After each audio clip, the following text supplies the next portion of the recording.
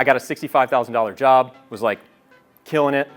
Year in, I got a 2.7% raise, and I'm meeting people who didn't even have engineering degrees that started in sales, and they're telling me that they're making like these outrageous numbers. The average for people with about 5 years of experience, starting around 325 to 350 at companies like Palo Alto Networks or Oracle or Datadog as well. You can, in a great year, like clear $1 million on your W-2 in a single year if you do really well. Tech sales is one of the most lucrative paths that almost no one talks about or really knows about in college.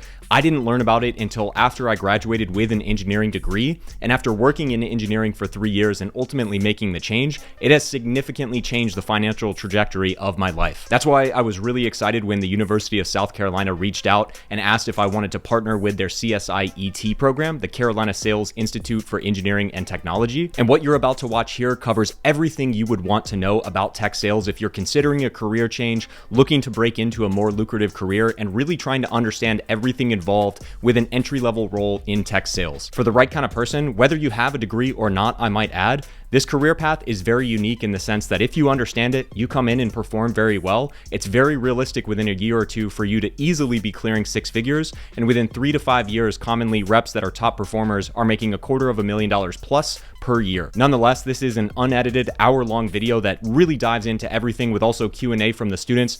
Big thank you to Viraj, Dylan, and Darshan, and everyone from the University of South Carolina that welcomed the Higher Levels team on campus. I hope you guys get a lot out of this, whether you have a degree, you're about to graduate, or you don't even need a degree to break into this career. If you guys have any questions or things I can help with, feel free to comment below. And yeah, hope you guys enjoy. Thanks. Appreciate it, guys. Hey, I'm Eric. By the way, Solomon has a microphone, so we're going to pass that for any questions. Feel free to stop me anytime. I got very strict instructions to make this interactive and not be boring. So I'm going to do my very best. And really, just want to say when Viraj reached out and the broader team, I'm an engineering student that switched into sales, and also specifically with your focus on getting these jobs. That is something that I really found in my own experience, both as an engineer and in sales, that I was not equipped for with just your average advice and the things available to you through, I went to Auburn University.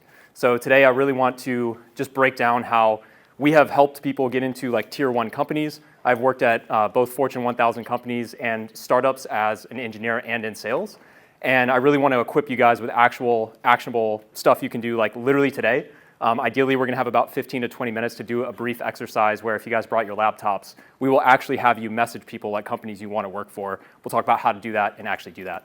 So again, stop me anytime. There's a mic for questions, and feel free to keep it going. Quick agenda for today. How many people, quick poll. So I know this is engineer focused. I've seen a few non-engineers. So how many engineering degrees or tracks in here? And then, okay. And then just to contrast, everyone who's not engineering, totally cool? All right, cool. Looks like we got another student. So how many people are familiar at a high level? Like if I told you what's the difference between an SDR and a sales engineer, do we know what that is? Totally fine if not. Okay, so that's going to be our first thing today. 2, I want to talk about the earning potential of tech sales. Not to make it like, oh, you could earn this much, but I think, quite frankly, as an engineering student, I thought that was going to be one of the most lucrative paths for me. Not that that's everything, but I think people are not aware of if you are a fit for sales and that's something you really enjoy, you can leverage your technical skill set and also be in a very high earning career. We'll talk about the skills and then how to break into tier 1 logos. Just a quick thing on my background. This is a really weird experience for me today. So some of you may know I have YouTube and TikTok. I've been recognized one time ever before this. And so like there's like 4 or 5 people that have seen my videos. So like this is surreal for me too. So appreciate it. It's weird. But we run higherlevels.com. I started that while in corporate America for about 4 years. Last year it grew to a point where we're not only helping people break into companies, but we're also now consulting for a lot of venture-backed AI startups. And we're also building out sales teams for companies around the US. Just a quick thing on my background. Big thing I'm passionate about is team handball. I actually used to be a goalie for Team USA. And more recently, a year and a half ago, I got asked to be the goalkeeper coach for the wheelchair team. Super long story short, but first ever time we played in the World Championships last year, we won silver. Shocked the world, awesome tournament. There's actually an amazing YouTube video of that, only if we have time. So cool, we'll keep it going. So when I say tech sales specifically, how many people, I'm going to put people on the spot here, like, do you know what tech sales is as opposed to sales? You guys should raise your hands, come on. Anybody else? Okay. break down, when I say tech sales, what does that mean? So tech sales is the sale of software as a service. So normally code, something that's transportable over the internet. Yeah, fair enough. Anybody else? We got 2 people at Oracle here. One of you guys. Yeah, like you said, SaaS to cloud, anything like tech related. All right. Basically, when companies evaluate software, this may seem self-evident, but we're going to break this down in more detail. Purchasing software for a company with even 50 to 100 people, let alone tens of thousands of people, is a very complex process. So the sales rep comes in, there's different levels that I've kind of laid out here. The entry level is most commonly an SDR, where you are making calls and emails and LinkedIn messages and reaching out to potential customers. And then it progresses to account executive, potentially account manager, customer success manager, and sales engineers. The 3 that we're going to talk about tonight are SDR, account executive, and also sales engineering, because I know there's some interest here. We can go ahead to the next slide.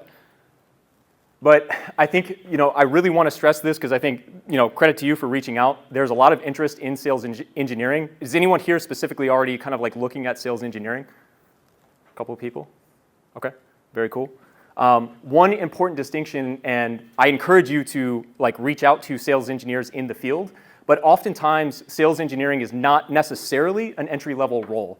So an SDR, you're making calls, you're making emails, it is a pure sales role. So 8 hours a day, you are calling, emailing, reaching out to different customers. Sales engineers are where an SDR has set up a meeting, a company is potentially interested in buying, you're maybe going to scope out and lead a demonstration. Oftentimes you need engineers with 3 to 5 years of experience to actually lead that process, even from a sales side, because they need to know all of the different tools that interact together. From an account executive standpoint, I've kind of laid out the earning potential as well. We have some SDRs in here. Anyone else actively in the interview process already? Nope? Okay.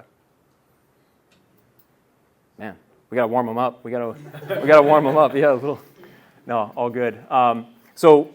Okay, let me ask you guys from a university perspective, from an engineering job, because this was a big thing when I was a student at Auburn and really anywhere. What is the average salary they're touting now of an engineering graduate? 80,000? 80,000? Any other numbers? Somewhere in there? Okay. Awesome. And then let's say 5 to 10 years into the career, what do you guys think would be possible? And I know it's going to vary by major. What? Over 100. Over 100? Okay. You can make 200 grand if you know the software engineer. Yep. 200 plus. Yep. In California. Yep. Anybody else? Cool. Awesome. I think one of the things, and I say this as an engineer myself, I got a really great job at a reputable company, was not for me for a lot of reasons. And I thought I was doing great at the time. This is 2016 numbers. I got a $65,000 job, was killing it. Year in, I got a 2.7% raise. And then I lived in Austin, Texas, still do. And there's a lot of tech companies, and I'm meeting people who didn't even have engineering degrees that started in sales, and they're telling me that they're making these outrageous numbers. And in my mind, I'm okay, they're just, they're a salesperson, they're bragging. But it's actually true. And one of the reasons I talk about tech sales specifically today is I don't think a lot of people are aware of, again, pending your performance, it is a difficult job. You have to come in and execute. But right out of the gate, one, you can get a $75K to $120K job depending on where you break in. And that's generally 65% of it is base, 35% of that is commission. But if you do well as an SDR within about a year to a year and a half, you can promote to what's typically referred to as an SMB or small business account executive, making anywhere from 120, I would say on the low side, to about 170. So that's in 12 months, not 5 years if your engineering career goes well. So as an SMB account executive, if you do well there for about, I would say on the shortest I've ever seen is about a year, but realistically a year and a half to 2 years, you can then promote to a mid-market or corporate account executive. I would say on the low end, 150, to the high end around 220 to 230. And now we're talking 3.5 to 4 years into your career, not 5 to 7 to 10 as an engineer. Then enterprise account executive as well. I would say actually recently with the AI bubble in the last year, year and a half, it used to be the standard was $300,000, and that's 50% base salary, 50% commissions based on your performance. Now I'm actually seeing the average for people with about 5 years of experience starting around 325 to 350 at companies like Palo Alto Networks or Oracle or Datadog as well. Now, there's a lot that goes into that. I don't want to sit here and be like, oh, it's so easy, just get a sales job. You have to perform. It's very demanding. I'm happy to talk about that in depth. But this is a career path, I think, especially engineers that have that technical aptitude do not take into account compared to engineering. How many, I don't know, are you guys professors by any chance or no? Like, are any of these your students? Okay. Okay, sorry, yeah. Yeah, okay. So you don't have to answer if they are your teacher by any means, or professor, excuse me. But how many of you are not sure that engineering is the long-term career path for you? If you're comfortable sharing. Hang on, let me get a picture. Yeah, hold on. Don't worry, we got it on YouTube. Don't worry, you can replay it as much as you want. Yeah, yeah. Have you guys, for those of you that are in that position, I was as well. Again, I would not change anything about studying engineering. I just knew it wasn't the long-term path for me. For those of you that are in that position, have you guys considered any other paths, or just kind of like don't really know right now? Anyone willing to share? I think that mine is a little bit more nuanced, and I don't think that corporate engineering is for me forever. Yep. Ownership is definitely something that I'm looking at more and more, to like progress. Yep. No, great point. Anyone else? Yep. Yeah, I think I'm kind of looking into sales right now. Just the thing that's kind of gets me is, I don't know, it feels like studying engineering for so long and then going to a sales role is like almost doing too much, because you can get into a sales role like studying business, etc. Mm-hmm. So to me, it feels like kind of like, I don't know. Go on. No, let's hear it. Because no, because I'm the same way. This is a very real thing. Like I felt the exact same way. Yeah. So, yeah, you can make a lot of money, you can be really good at it, but it almost feels like not a waste to study engineering. I don't know, it feels like a lot, you're kind of getting over-prepared in order to step into a role. That's how I currently feel. But there's a draw there, like, towards sales, especially if I wanted to be like an entrepreneur in the future, like do my own thing, like you kind of need both of those skills, per se.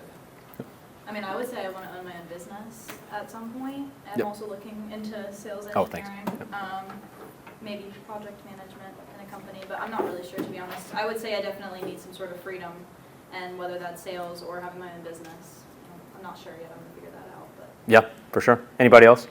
Great answers, by the way. I mean, I was a IT business partner this summer, and I think that was a cool experience because I wasn't doing just software, but I was also talking to like a lot of managers in the company, and I was reaching out to directors in like different branches of the company, like because I worked in Louisiana, but I reached out to people all the way in Texas and Wichita, Kansas, and I thought that was really cool to have like that experience to talk to that many people and make like a different impact versus just like through code or anything like software-wise. Yeah, totally. And I'm curious from the ground level too, with like internships and full-time jobs, like how do you guys feel about the job market right now? Like, exactly why I asked. So I'm excited for this. Yeah. And by the way, we're passing around a mic if you get a chance. But to Caleb. Yeah, there's a question. I think, especially in sales right now, how much startups there is and how excessive the market is getting. I think the job market, kind of just applying. Especially with me, I'm not an engineer, I'm just a business major, so just applying itself and maybe reaching out to a person or two really isn't going to get your foot in the door. So you kind of almost have to take the step in like a pre-sales cycle to actually like make yourself known, especially for a big top-end company like Oracle, Salesforce, etc. So I think it does take a lot of time because you got schoolwork balance as well. And I don't know if I'm not like money motivated, I'm passionate about it, but you're not getting paid to do that. But you have to put in like the efforts to get to that point. And honestly, it teaches you outreach itself throughout the process. That's kind of how I've just gotten my experience for the past 6 months with internships and whatnot, and just kind of setting informational interviews. I think you kind of got to do the job to get the job is the best way to put it. Totally. Yeah, you want to do the rest of this? Like that's basically it. Yeah. I learned that from you. Yeah. Anyone? Podcast. Yeah. Anyone from like an engineering perspective that's applying to engineering specific jobs? I'm just genuinely curious like how that's been, even if you haven't looked at sales specifically. We got one in the back. Yep. Just a lot of, you don't have the experience, we're looking for people with more experience, but it's an entry-level position. Yep. So it's a lot more like you have to know people in order to get jobs. Like in my personal experience, the closest even like I've gone to like an interview or getting a job is like I bartend, so like I meet people at the bar and like I talk to them, oh, I'm an engineer. It's like they give you their contact information, like number, LinkedIn. Yep. It's like, okay, and it just goes you sometimes. Yeah, yeah. And you're like, Yeah. why'd you do that, man? It's okay. Yeah. But yeah, Yeah. that's pretty much it. Like Nice. on the engineering side, I feel like Yeah. you have to know people. Yeah. No, it's great. And by the way, what we're going to do, how much time do I have left, by the way? About? Good. Because this is actually, regardless of if you're pursuing engineering or tech sales, that's what we're going to do today. I saw some other hands over here. I'm not sure. Yeah, we'll go you and then you. Yeah. I was going to say, I had an interview for a value engineer at an up-and-coming AI company called Salonis. Nice. And it was just like an entry interview with one of their recruiters. And I was telling her about my experience last summer. I was participating in research, and I'm still doing that now. And so obviously during my experience, she just asked me questions. I'm relating it back to those technical stories. And she's like, all right, it seems like you have this passion for technical stuff. And she's like, what about the business aspect? And I'm like, yeah, I'd way rather just be sitting there talking to people and stuff like that than banging my head on the desk. Yeah, yeah. Doing the hard stuff. Yeah. And then it's obviously, I got rejected, so I don't know. I'm just that's the news on here just to see. Okay.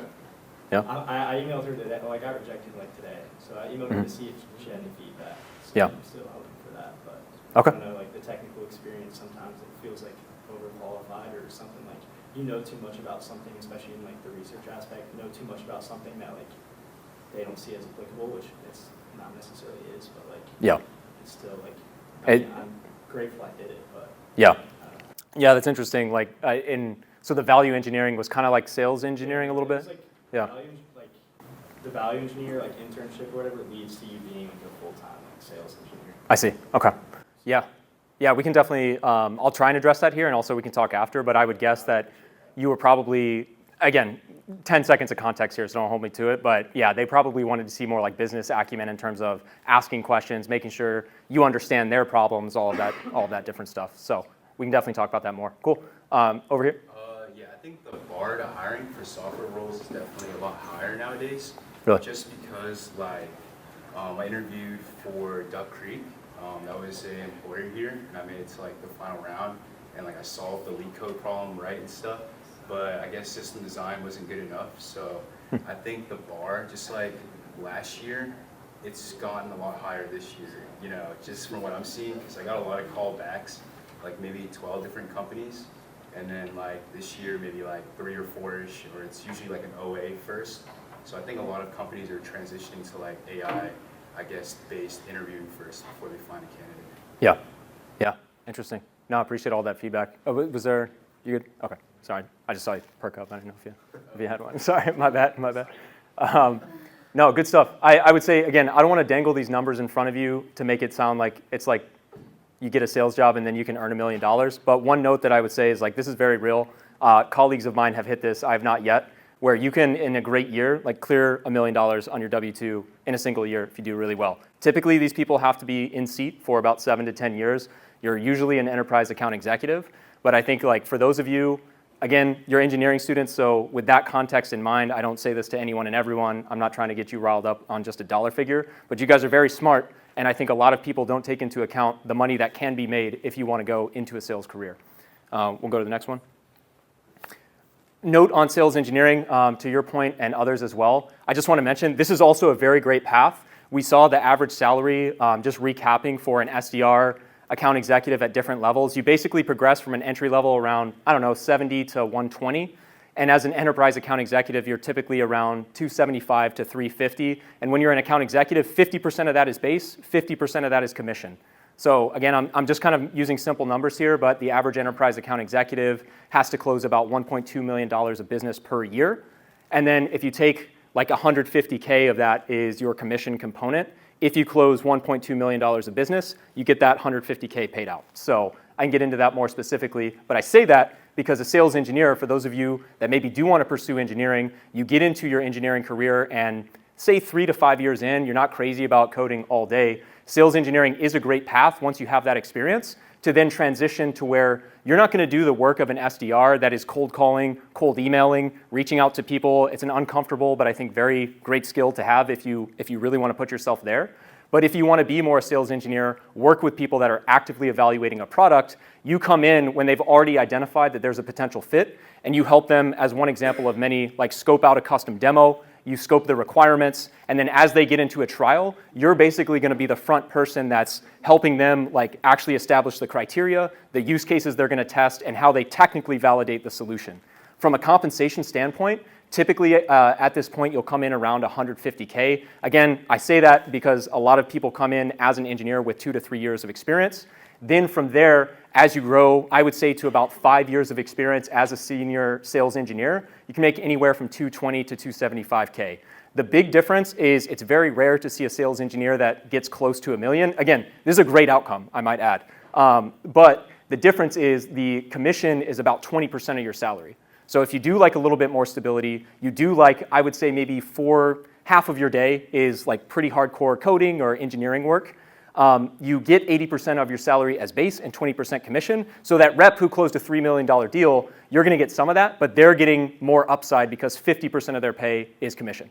If that makes sense. We'll keep going. Or questions there, by the way. Kind of burning here. Cool. All right, this is pretty much, I believe, the last slide or two that I have. If you guys want to pull your laptops out, actually, before we do that, just get ready to do that. Has anyone here like cold messaged people at the companies that they want to work for? Oh, wow. Okay, we got a good group here. I will put you guys on the spot. Whoever wants the mic, yeah, give me an example, if you can, of like a message that you sent, if you remember. Yeah. I already had a connection based on my internship. So I had an internship at a corporate aviation place, and that led me to reach out to Gulfstream because we kind of had a lot of their aircraft at our hangar. And so I reached out to Gulfstream, I reached out to the vice president of Gulfstream, and I messaged him a little bit about like what I'm passionate about, and he led me to sales engineering. Like he told me that role might be the best fit for me. Mm-hmm. And so now I'm trying to go through applying for a internship over, like a co-op over the summer. Nice. Okay. Very cool. Yeah, great example. Anybody else? And or someone with their laptop open, would you happen to have a message that you could actually read? I'd be curious what you guys are messaging. Yeah. So I was like targeting Oracle NetSuite for their internship, and I was targeting Oracle NetSuite for their internship, and one of the guys I'm like very close with, like knew his like buddy that was a few years older, he was account manager, and like they're both very conversational, like they were boys, so I know it's very casual and like approachable person. So I messaged him a couple times. Obviously, I have a template right here if I can show you if you want. Yeah. And then, I mean, he wasn't answering me, and then my friend said that he talked to him at like 5 p.m. and like he wasn't doing anything, so I actually cold called him at 5:20, and obviously like my first line was just like credibility. He's like, hey man, I just spoke with XYZ person.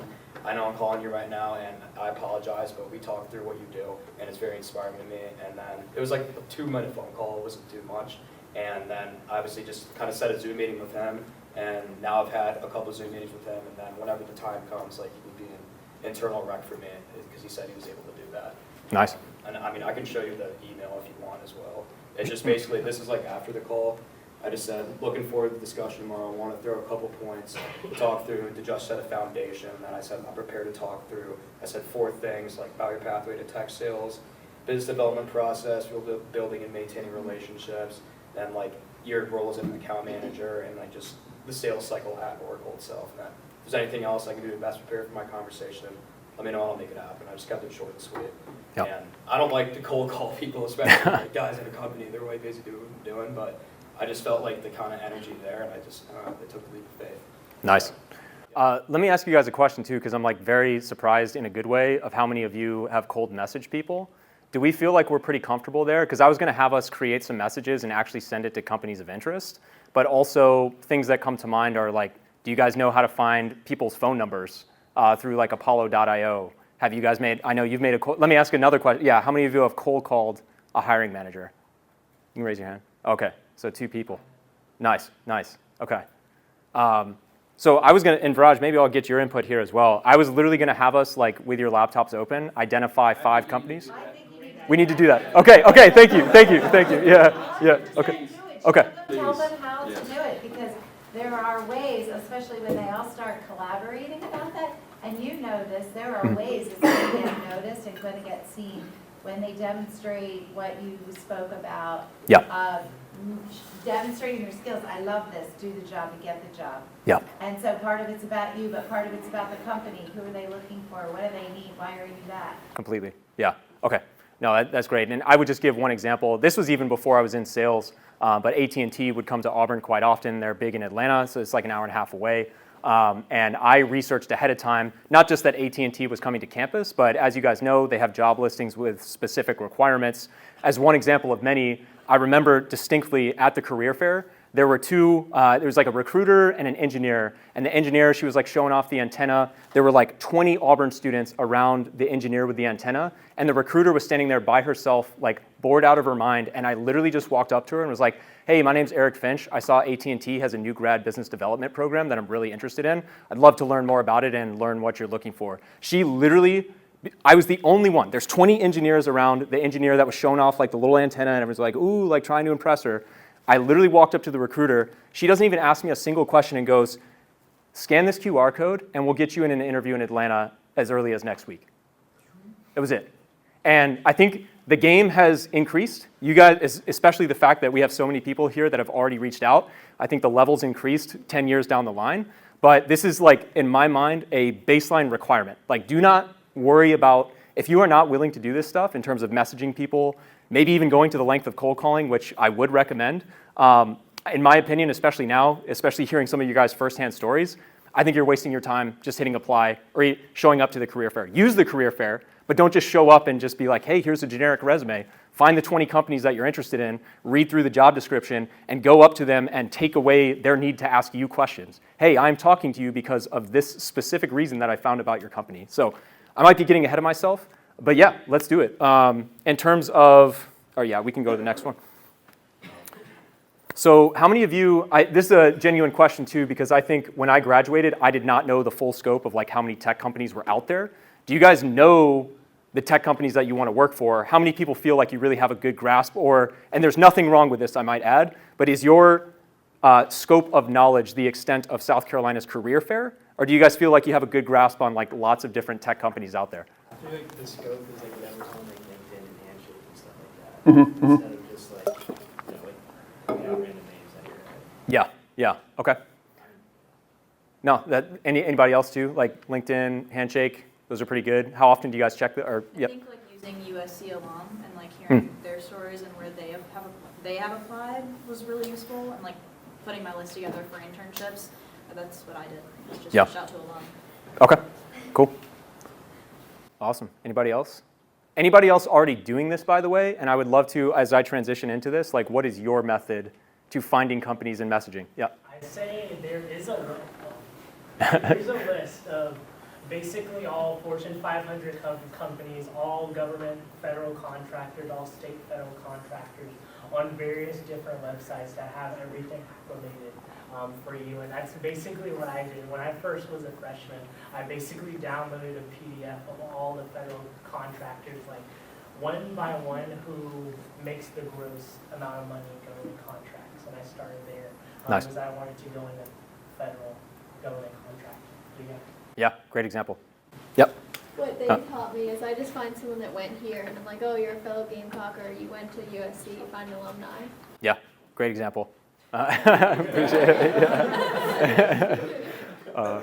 No, a great example. And I think I would say this even as someone else who went to an SEC school. That's a great approach always, and you will almost always find someone at big companies. But especially right now, if you're looking at AI, early stage startups, things of that nature, that's not always going to be there. So I think we've talked a lot about it. Maybe we can quickly work through an exercise. But you guys, if you want to pull your laptops out, I was just going to walk through something. How many of you are familiar with Apollo.io, by the way? Does that? Okay, nice. We'll change some lives. I'm just like wondering about AI and sales. You've talked about in your videos about GPTs and automations transforming like outreach, but how do you see AI reshaping sales development, enterprise selling, and like what skills are we going to need most to thrive? Interesting. Yeah, good question. So, yeah, question on AI and how it's going to reshape sales, by the way. So, basically, I think one, across the board, this is not just sales specific, but I think 3 to 5 years from now, you'll see companies, especially tech, because of how much more quickly they're able to iterate, and a lot of their go-to-market tools are software first. You will see them try to accomplish the same thing with like 60% of the headcount. I think that's kind of obvious in many ways, but that's any industry you go into. So I don't say that to discourage you from going after sales.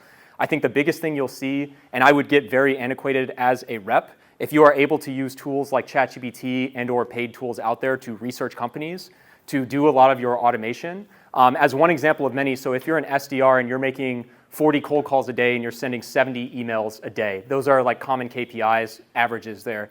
What I would do is like anytime you set up a meeting, anytime you cold call someone and you have a good conversation, I would be building custom projects or custom GPTs to then take a call transcript and create all of the follow-up notes that you need to do.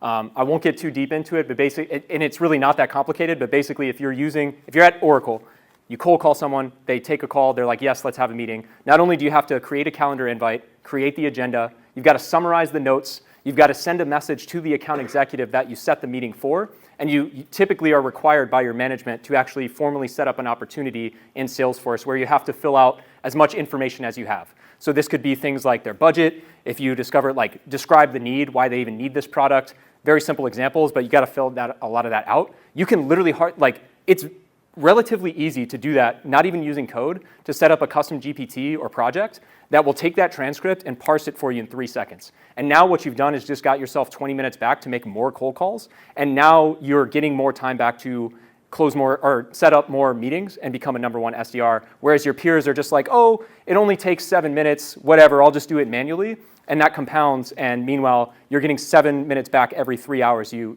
have a conversation. So little things like that. I can definitely go deeper, but especially for the SDR role, that's where I see it right now. So what skills can we be doing now, and like trainings and programs can we be doing now to like get ahead of that? That's a good question. I don't want to plug the channel, but I do have a cold call simulator in ChatGPT. So if you have the $20 a month plan, I would say like get really familiar with how to use ChatGPT, but like at a more complex level, which isn't that deep. For those of you that have your laptop out, I would encourage you to go to a website called promptcowboy.ai. You may be familiar with some of these different websites, but they literally, you can give it what they call like a simple prompt. So you can say, hey, I make cold calls all day, and I need you to take this transcript and summarize what you find. I am required to get this information, and then put that in Prompt Cowboy. It'll make a super detailed prompt. Use that to then create a custom project, and now you just feed it a transcript every single time. So I don't know, did I get too deep in the sauce there, or is that? Okay, all right, cool. Solid. I also want to add on to that, what I have in my ChatGPT is for the customization portion, I have it automatically make a better prompt from my prompt based on best practices, so that instead of going to another website, I have it just automatically do it within ChatGPT. Totally, yeah. Awesome. Any other questions too? Like we can I had Q&A after the exercise, but we can do that now too. Anything else? Yep. Can you cold call if you're working in the company itself? I don't know if that's called cold calling, but like when I was like interning at Textron Systems, what they had was like there's like 5 different branches, and the thing is not every branch knows what happens in the other branch, especially because I was working in defense, so nobody really knows who's working there. Would you call it cold calling if I like reached out, because I reached out to a lot of people in other departments, like in Texas or like in Wichita, Kansas, and I would reach out to them and I'd be like, hey, I heard about this, about your company. Like it was the same company with like a different branch. I was like, oh, I heard about this. I have these type of, something is about me, like we should talk. And I'd like set up interviews that way, and I actually landed a job like that at like a bigger version of Textron. So I was wondering, would you call that cold calling? What would that be? Not as much. I mean, yes, it is cold calling, but to your point, you're doing it the smart way, which is like call and say you're from this division. So they think it's like internally about business right away, and they're like, okay, yeah, I'll take the call. And then it's like, yeah, it's like an unusual request, but yeah, let's do it, So yeah, totally. I mean, use that to your advantage. Yeah. Thank you. Yeah, and then, yep. I was going to ask what your opinion are on cover letters.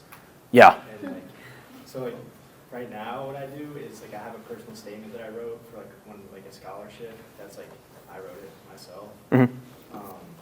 It has a lot of personal aspects to it, and then I ask chat to write me a cover letter using my personal statement as well as the job description. Yep.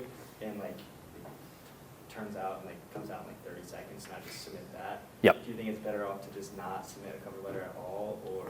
If it's required, I would submit it.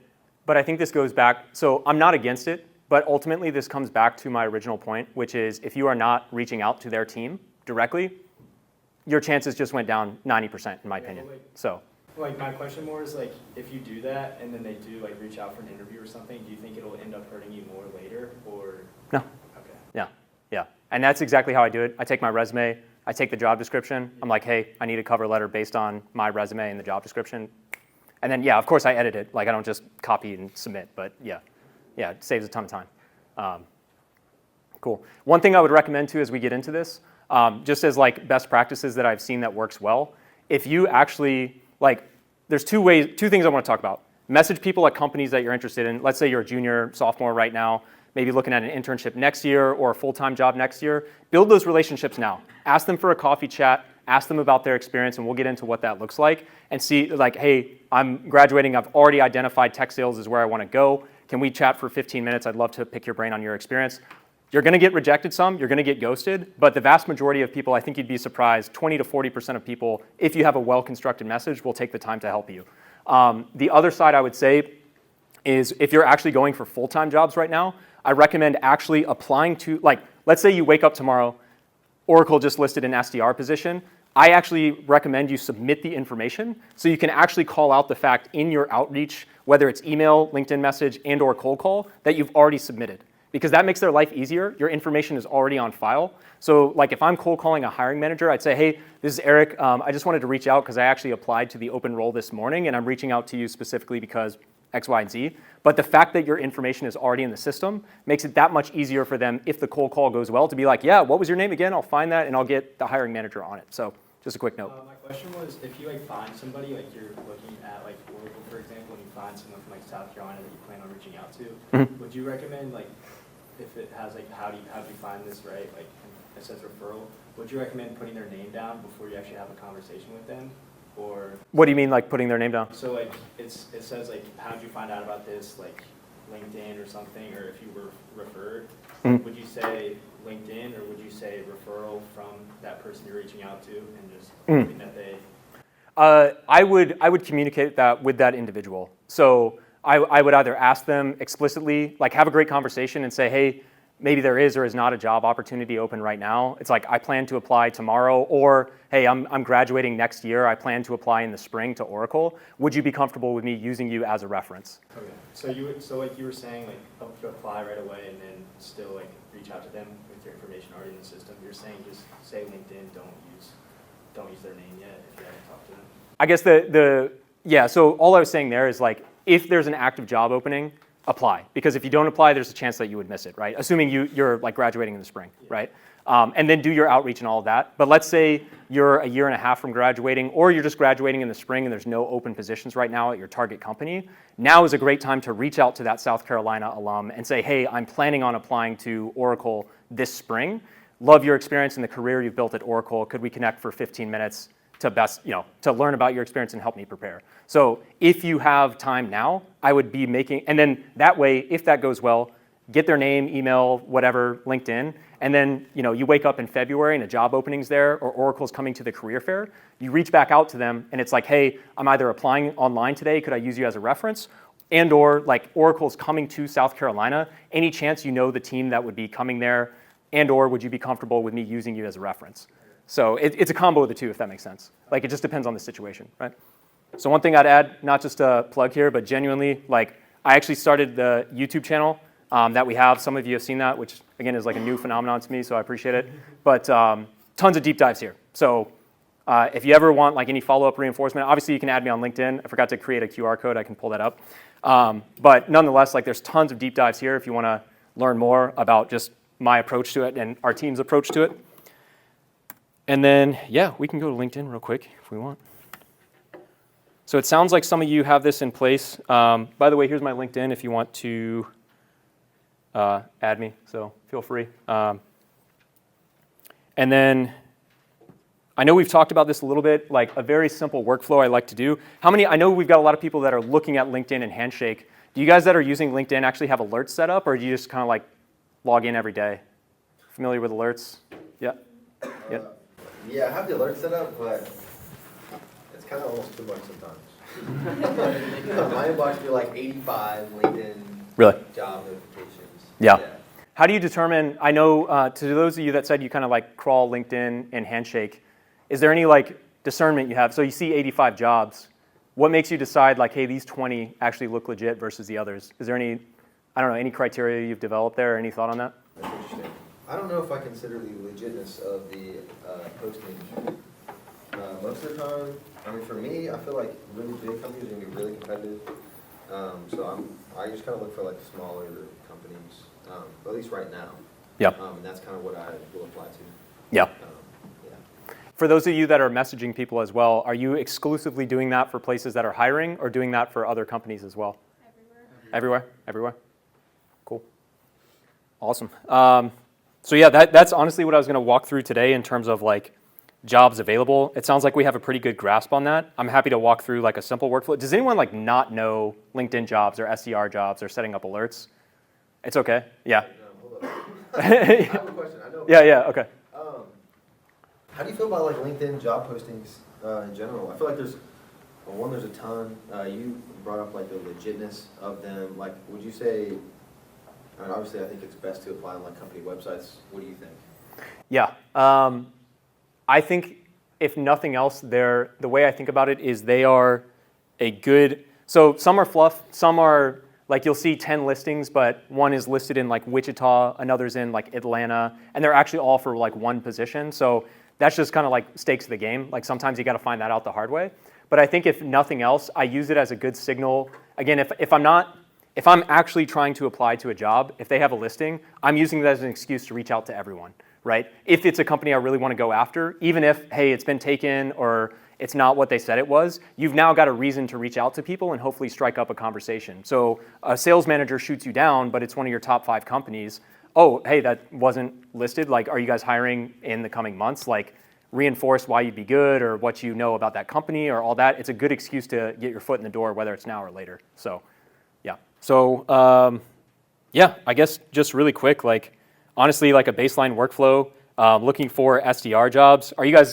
Is everyone here pretty much open to relocating or trying to get remote? Anybody like diehard remote fan in here? Yeah. Well, I was gonna ask, like, is there a way to tell whether or not they're like offering like relocation assistance and stuff like that, or like how common is that? Usually not. I would say sometimes they will have that in the job description. Oftentimes you will have to find that out when you interview. So just yeah. What do they do, if you don't mind me asking, at Oracle? Did they? 1,200. They were pretty transparent up ahead of time. Yeah. Okay. Yeah, it's going to depend. I've had some huge companies that didn't offer anything. I've had small companies that offered me, I think like $2,500 or $3,000, but reimbursable. So it's like whatever I spent up to $3,000, they would reimburse. Yeah. So. Yep. That can be part of your negotiating skills once you get the job offer for the reload money, and negotiating for your starting salary. And there's a whole methodology that the Darla students can share with you of some of the things that we recommend that students try to do. That said, a company like Oracle starts everybody in a cohort and you all start, everybody gets exactly the same thing. Yep. But there's a way to set yourself up for success by saying, when's the first chance going to be for me to differentiate myself from my peers where I start to make different money than them? If we start the same, I understand. What that does is sets the pace and sets the tone with Oracle that this is a killer person coming in here. They're already looking to differentiate themselves and looking at the numbers that they want to hear. So you're not going to see it posted in a job rec. And for the people in here, I just messaged the recruiting team at Oracle. If there are some of you that are interested in Oracle, please get to your CSIET leaders and we will do our part to get you around the LinkedIn bots and to a live person. And what Eric said is true. The first thing the recruiter's going to do is say, apply online. Then they go in and they pull your resume out. So that's why knowing somebody is so helpful. And in this case, that's why Craig and I are here. And those are the benefits of being a part of an organization like this. Thank you for giving me the microphone, Solomon. I promise I'll give it back. Totally agree. And anything else you guys would add to? This is great. I have a question. Yeah. Okay, so the beautiful thing about this school and this club is there's so many different kinds of engineers and computing students. And your expertise and your background is in tech sales as a sales engineer. I'll just add, as a person who did enterprise sales for Verizon, I lived and died by it was called a systems engineer then, but I knew how to do nothing, but he knew how to do everything. He made everything work.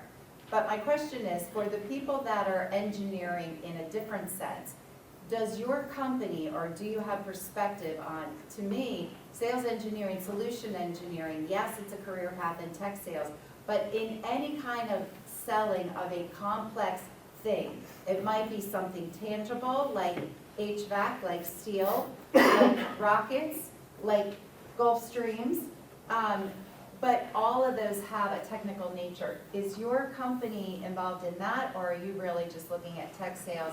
And for the broader engineering audience, can you speak to them as well about some of your thoughts on sales engineering? Yeah, for sure. And to clarify, so I was an enterprise account executive at PagerDuty, and yeah, I just went full sales. I did 3 years of engineering. I was like, I don't ever want to do that again. So my company specifically is focused more on the direct tech sales track. We have thought about educating sales engineers, but for that exact reason, I'm sure you've seen as well, sales engineers are even more, I would say it's a less standard track than entry-level sales to an enterprise or senior type of role. So that's one of the reasons we haven't been super confident as to like create actual training for a sales engineer. Because one thing I would say to those of you that have engineering degrees, you have checked off a big requirement for many technical companies. Like, I'm sorry for the non-engineers, and it's totally fine, but if you are trying to be a sales engineer at Amazon Web Services and you do not have a computer science degree, borderline next to impossible. You would not only have to have a CS degree, but you'd probably have to have 3 to 5 years of development experience on AWS tools specifically. So that's one way to answer your question. And then also, yeah, for those of you that maybe do find yourself in an engineering career, if you do get very specialized, I have a very good friend who is an aerospace engineer, started his career at SpaceX, went more to like the manufacturing side. Kind of 5 to 7 years, it's not uncommon for engineers to be like, I can't do this 8 hours a day anymore. He transitioned to a sales engineering path there and is doing extremely well for himself as well. So I can definitely get more specific on that, but that's just the one thing I would come back to is if you are selling a very complex product, there is just a baseline level of requirement and usually a couple years of experience that you need that you just can't get if you, no disrespect, but like are trying to transition from being a realtor, you know? So, yep. Just real quick, Eric, maybe you said this, but yeah, so would you explain or share your experience when that moment happened to you? Because this is a CSI ET, right? So yeah. You guys are engineers. That's the main thing, most of you guys, okay? Mm-hmm. So that part will become the tick in the box, right? So I don't want to say don't be an engineer. Yeah, you said absolutely. Earlier, you know, the great news is you already have maybe a little bit more to bring to the table for a sales position in tech or wherever, right? Mm-hmm. What would that moment look like for you? You said something like, I can't do this after 3 years. And what was that process that you went through? Because I think a lot of people here might go through such a process. Mm-hmm. And what does it feel like when it's coming on, and how do you get through it? Really great question, and also ties into your point earlier of like what I call the sunk cost fallacy, if you guys are familiar with that as well. It's a very real thing. It's very scary to spend a lot of time getting an engineering degree and then do something else. One thing I would say is I'm going to get to your question, but I feel like this is good context. I think people underestimate the first 2 to 3 years of your career. I would say to some extent, again, we're in a category of like you have an engineering degree already. You have a lot of options, more than I think you would really realize. And let's say you did sales for 1.5 years and you didn't like it, but you kept up on technology on nights and weekends. It wouldn't be that difficult if you landed as an SDR at Oracle and said, hey, I want to go the engineering path. There's a way you could make that happen. Again, I don't know if you're studying CS or different engineering, but just a simple example.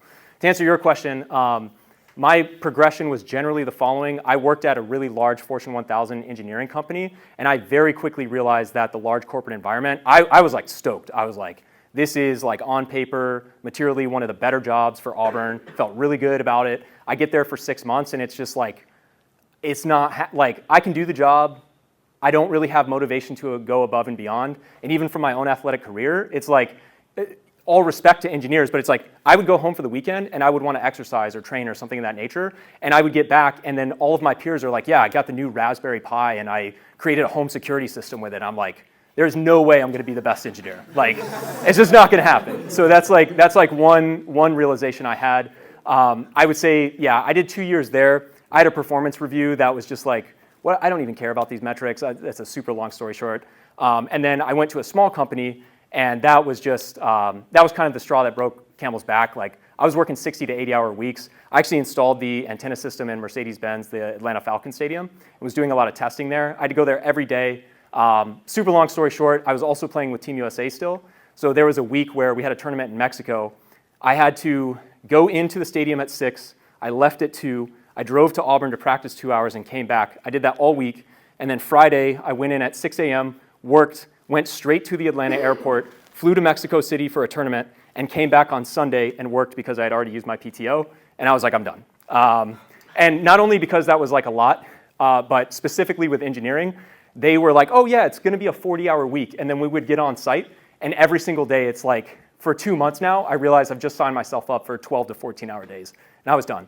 Like, I can work that hard, don't get me wrong, but not getting paid for that, as competitive as I am, was like a non-starter. I just had no motivation to keep doing it. So hopefully that answers your question. Yeah. Yeah, no, that was really good. Yeah, we're gonna have to cut that part. Yeah, that was. Just let me know your hourly rate. You know. Yeah, yeah. So, how about you guys? Was that? Did you? Yeah, except I did it for 25 years that way. So yeah. I never figured out that moment. Yeah. But yeah, very similar. And I worked at an engineering company, but I'm actually not an engineer. So. Nice. Yeah. Awesome. And that story. Beth did everything at Verizon. So. Yeah. But I was not an engineer. Like I said, I worked with an engineer, but I will say this. After being in sales and then crossing over and being in a marketing job, I distinctly remember saying, why does anybody do this? I lost, okay, like you get your salary and then you get a commission check.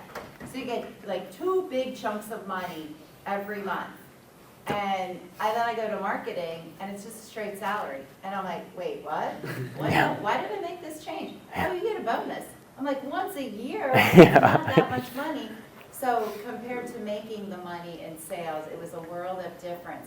And my competitiveness and the fact that it could be what I made of it, the harder I worked, the more money I made. And just the endless challenge. I did not want days that all looked the same. I wanted it to always be changing and dynamic. And those are the things that I loved about sales. Absolutely. Well said. Yeah. And I would say for those of you especially that want to be entrepreneurial, again, the engineering foundation is great. I would not change that at all. But I will tell you, we consult for AI companies that are backed by like A16Z and other things. And they're like, one of our most prominent ones right now is completely disrupting like a manual year-long process in healthcare and doing it in 1 week. And there are definitely nuances. There's definitely a lot that goes into it. But sales in particular, when you're selling business to business, your ability to uncover and quantify real challenges, problems, pitfalls of things they're doing today, that is a real skill that a lot of people, especially that are super technical, do not have. So if you have both, it's certainly an advantage. But I will tell you, even though AI is disrupting everything, you see Cursor grew to 100 million in like 8 months or whatever it was, the average AI company still has to run a very complex sales cycle. And your ability to sell that effectively is still, I think, in even more demand today if you are highly specialized and have the technical aptitude to understand that. So, yeah. I know, how are we doing? Okay. Yeah, I'll just keep it Q&A because I feel like, I'll be honest, you guys there's videos on the channel that like walk through this, so we can just Q&A it. Yeah. So when it comes to the actual... Or sorry, I was going behind. Sorry, yeah, I'll go to you next. Yeah, my bad. Yeah. Yeah, so I know you already touched on it, kind of like you were saying, like I'm a finance and marketing major. Okay. And I'm doing like the sales stuff with Craig over there. So you already touched on like, you know, if you're not an engineering major, it's going to be basically impossible. But so like this past summer I did an internship with like an accounting firm, and I was doing like audit and tax, and we actually presented to the firm like 2 or 3 different AI softwares, one being like MindBridge AI, if you've ever heard that. It basically looks for misjudgment in the auditing like flow, I guess you could say. So like I guess from like a fintech like standpoint, do you think like I know in the finance industry, I don't really know if you know this stuff or not, but the finance industry, there's like, you have the fundamental analysis and then there's like quantitative analysis. It's a big thing right now. Yeah. With like the quants, they're hiring all the software engineers and maths, physics, those people. But then the fundamentalists are hiring like your typical like finance bro or whatever. Yeah. But so like, if I was MindBridge per se and I was trying to work for them, since when they come to a company like the accounting firm, they're talking to them and selling them the product like an accountant. You see what I'm saying? So Yeah. like, No, totally. you see what I'm saying? Like, So- would I be able to get a job for a company like that without having that software background? 100%. Yeah. It depends. So SDR or sales engineer? So I would Or- say more yeah. like SDR. Yeah. Absolutely. Yeah. Yeah. So I want to, and if I didn't make that clear, the SDR role is generally open. I'm not going to say to anyone, but like if you demonstrate the skills and you reach out and have very effective outreach, they're open to any background, more or less. Like even people without degrees to some extent. Now, it's not to say or trivialize that job. It's very difficult, but it really, like that is a big thing that would stand out if you're applying to that company, as you mentioned, Stripe, Ramp, Brex, like all the fintech companies that are huge right now. Plaid's another one. Yeah, absolutely. They would love that background because you understand at a pretty good level what the end user is thinking about, what their challenges are, how they would even use a product like that in the first place. And that's very important when you're actually able, like you don't have to know the ins and outs of the product, but you have to understand like what they do today and be able to communicate succinctly why they would benefit from using that, among many other things you would have to do. So you're yeah. basically saying that it's more important to be able to communicate the person you're selling to, like the same lingo and language than Yeah. actually understanding it. Yeah. And like being the person who actually engineered the product. Yeah, and that, like many engineers, again, not that you have to have an engineering background, but let's take like cloud infrastructure or language models or machine learning. A lot of engineers who do that for 3 to 5 years and then go on to sell do really well because they can have more involved conversations with that persona. So the takeaway I would say for you is if you like finance and you want to be in more of a sales role, specifically target fintech companies because they're going to love your accounting background. Because even compared to some of the engineering students here, nothing against it, but you'll have even more in-depth knowledge of where that solution actually fits, why it's valuable, the types of problems it solves, who it solves it for, why it's important to the business, et cetera, right? Okay. So, Awesome. yeah. Thank you. And then, yeah, we'll go to, Yeah, so when it comes to the actual interview process, how do you go about differentiating yourself from other candidates? That's a pretty long question. how much time do we have? Yeah. Yeah, I mean, whew. First of all, from the outreach, little things today I would say too is like, I'm not going to be like an old head talking about like Gen Z or something, but I genuinely think like a lot of young people today do not do simple things like follow-up emails after every round, like genuinely. And even like, this sounds basic, but you would be amazed at how many people reach out to me and are using like text message language to ask me questions. Immediate turnoff. Then as you go throughout the process, I think it's really, I mean, man, I don't know how much time we have. I'll try and keep it like super short, but really it's like, there's a couple of different things, like researching the product, obviously.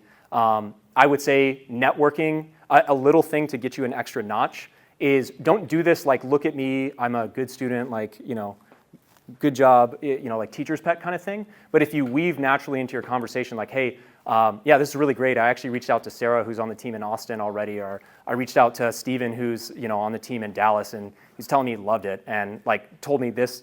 Those are like little ways you can do it. I can definitely, like I have a million things on mind, but yeah. So those are a couple things that come to mind. Yeah. I was gonna ask on top of that, and this is just a generic question for especially just interviews, especially interviews in like competitive market and competitive company. What do you think a good like follow-up hourly strategy for emails is, like 24, 48, 24-hour model? Great question. What do you think's the like best kind of framework to use there? Yeah, That's so what I do, but I don't like spamming them, obviously. Totally. No, this is a great question. I just want to restate it for everyone in the room here. So the question is, like, we've talked about doing outreach, we've talked about messaging and cold calling managers. To which frequency should you do that? So we actually partner with a company, it's called Elise AI, you can look them up. And that manager specifically told me, while it is annoying to get blown up, it usually takes people that are applying to that job, because it's a very hot startup right now, they just raised $250 million. It's the person that reaches out 3 to 4 times, respectfully, like you said, and runs kind of like a full sequence on them that actually gets noticed. So typically, if I'm thinking about this, let's just use Monday as a very simple example. I wake up Monday, Elise.ai has a job opening. I'm going to apply to the job. I'm going to immediately send LinkedIn outreach to the recruiter, to the sales manager, and also an SDR, and try to, the SDR, like that works as an SDR, I'm just going to try and pick their brains, set up a coffee chat to learn more about it. And then the manager and recruiter, I'm going to send a message that is like basically asking to interview. That afternoon, I'm going to call them. Every single one of them, maybe not the SDR, but the recruiter and the hiring manager. Even if you don't get them, leave a voicemail. I'm going to wait till Wednesday, and then I'm going to follow up on every single one of those messages if I haven't heard anything. And I would cold call the recruiter and manager again. And then same thing Friday as well. I usually like to space it like one business day off. And then Friday, I'm going to do the same thing, usually email in the morning, call in the evening or afternoon. Because little tip, at least I find, especially as you go up higher and higher with managers, people with kids especially, that like in that 3 to 5 p.m. window, an unknown number might be like a teacher because their kid got in detention. So I find like that 3 to 5 p.m. window in their local time zone is like a pretty good time where they're more likely to pick up than not. So, yeah. Sorry. Oh, yeah. Please, that can be our last question for the whole group. If you guys have any more questions, please feel free to stay after. But after that question, we'd like to conclude the slides. Of course. I was just gonna ask. I'm a mechanical engineer. I didn't know much about sales engineering until this past summer because of Raj. He introduced me to it. And what would you say, like something niche, like skill I should learn to differentiate myself from other engineers, like when applying for a sales engineering job? I don't want to beat this and just sound like it's this simple because it's not. But every single engineer in your position is asking that same question, and they're thinking about it from a technical perspective. What skill, what cert should I get? What things should I understand that the average engineer doesn't? And if you want to be a sales engineer, in my opinion, your ability to actually do a little bit of outreach, and then also, I would say, so that's like one, and we've talked about that a lot, so I don't need to reiterate that. But when you actually get into these conversations and you're actually interviewing, it's not about showing your technical prowess so much as it is showing your understanding of engineering thinking to uncover problems. So instead of saying, hey, this product does this and it helps engineers do this thing, when you're actually interviewing with someone, it's like, hey, I would love to understand how you're doing that today. Then there's like 10 follow-up questions you will have based on that to even understand what they do, to then be able to use your technical knowledge to fill in the gaps of where their inadequacies are, et cetera, et cetera. Does that make sense? That's like a high-level analogy. But I would answer your question by saying contrast that to every other engineering student right now thinks, what do I need to know technically? And it's diminishing returns at some point. Focus more on the business mindset. What questions do you ask to uncover value to a business that you can then layer on the technology to solve? So, yeah. All right, everyone, give it up for Eric.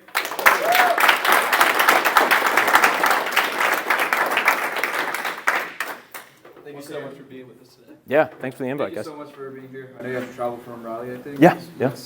Appreciate your time. A special thanks to ACM, the Association for Computing Machinery, for being here with us. We see a couple members that I know of. But any other members, thank you for your time and being here. I'm glad you're here because that was very insightful for a lot of us, and not just like tech sales, but overall any engineering role or any job. That they were great insights. Our next event will be a social event on November 18th.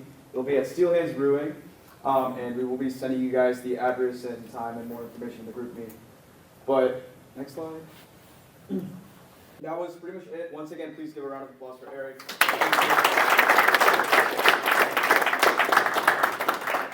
If you walked in a little late, please fill out the attendance form and please join the group if you haven't had a chance to join yet. We may have one more professional event after the social event, but we will be updating in the group meeting. Thank you so much, everyone. Thank you.